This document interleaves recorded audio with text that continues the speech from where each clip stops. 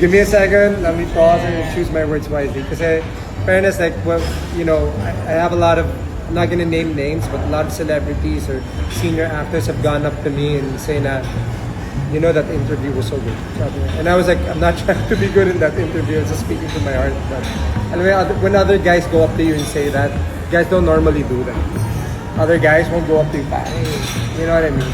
That's not a... Ang tagpo ni na Jake Cuenca at Rabia Mateo ay lalong nagiging makabuluhan dahil sa pagkakaiba ng kanilang mga karera. Si Jake ay kilala bilang isang mahusay na aktor, habang si Rabia naman ay isang sikat na beauty queen. Ang pagkakaroon ng ganitong seryosong tagpo sa pagitan nila ay tila nagpapahiwatig ng isang mas malalim na koneksyon sa pagitan ng dalawang magkaibang mundo. Maaaring isang simpleng pakikipag-date lang ito, pero maaari ring maging simula ng isang bagong pagmamahalan. Ang larawang ito ay parang nagbibigay ng pag-asa sa mga tagahanga nila, at tila nagpapa-excite sa lahat para sa susunod na mangyayari.